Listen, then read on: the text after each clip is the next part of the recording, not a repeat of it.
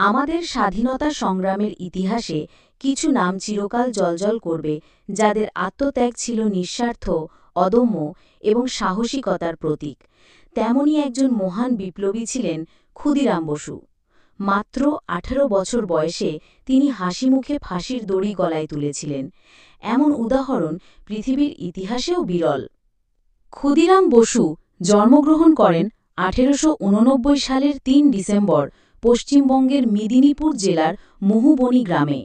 ছোটবেলা থেকেই তিনি ব্রিটিশ শাসনের বিরুদ্ধে ক্ষুব্ধ ছিলেন। ব্রিটিশ শাসকদের অবিচার, শোষণ ও নির্যাতন তাকে ধীরে ধীরে দেশপ্রেমিক এবং বিপ্লবীর পথে নিয়ে যায়।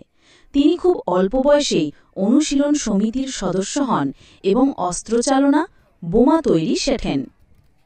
তার সবচেয়ে গুরুত্বপূর্ণ এবং আলোচিত ঘটনা ছিল ১৯০৮ সালে ব্রিটিশ ম্যাজিস্ট্রেট কিংসফোর্ডকে হত্যা করার প্রচেষ্টা।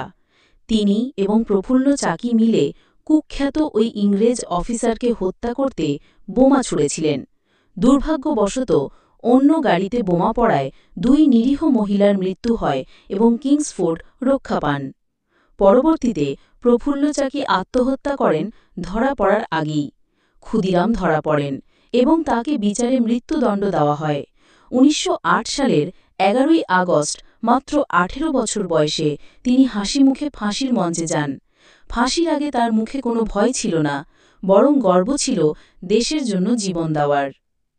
ক্ষুদিরাম বসু আমাদের শেখান, দেশপ্রেম মানে কেবল বড় বড় কথা নয়, বরং নিজের জীবন দিয়েও দেশের প্রতি দায়িত্ব পালন করা। তার আত্মত্যাগ আজও আমাদের অনুপ্রেরণা দেয়।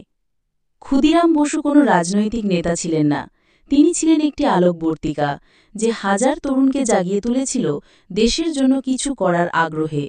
তার আত্মদানের কথা যতবার বলা হবে, ততবারই নতুন করে দেশপ্রেম জাগবে আমাদের হৃদয়ে। ক্ষুদিরাম বসুর আত্মত্যাগ কোনো এক দিনের ঘটনা নয়, এটি ছিল একটি জাগরণের সূচনা। তার মৃত্যুর পরে যে চেতনা সৃষ্টি হয়েছিল, তা ধীরে ধীরে ছড়িয়ে পড়ে সারা ভারতবর্ষে। বহু তরুণ অস্ত্র হাতে তুলে নেন, স্বপ্ন দেখেন স্বাধীন ভারতের। বাঙালি জাতি কখনো ক্ষুদিরামকে ভুলে যায়নি। ভারতের স্বাধীনতার ৪০ বছর পরও তার স্মরণে তৈরি হয় বিভিন্ন স্মৃতিস্তম্ভ, নামকরণ হয় রেল স্টেশন, সড়ক, কলেজ, এমনকি জেলখানার একটি উইং পর্যন্ত, যেখানে তিনি বন্দী ছিলেন। ক্ষুদিরাম বসুর ফাঁসির পরে গোটা ভারত জুড়ে এক অনন্য উদ্দীপনার সৃষ্টি হয়। মানুষ বুঝতে পারে, স্বাধীনতার জন্য শুধু নেতা বা রাজনীতিবিদদের উপর নির্ভর করলে চলবে না, তরুণদেরও এগিয়ে আসতে হবে। তার মৃত্যু ইংরেজ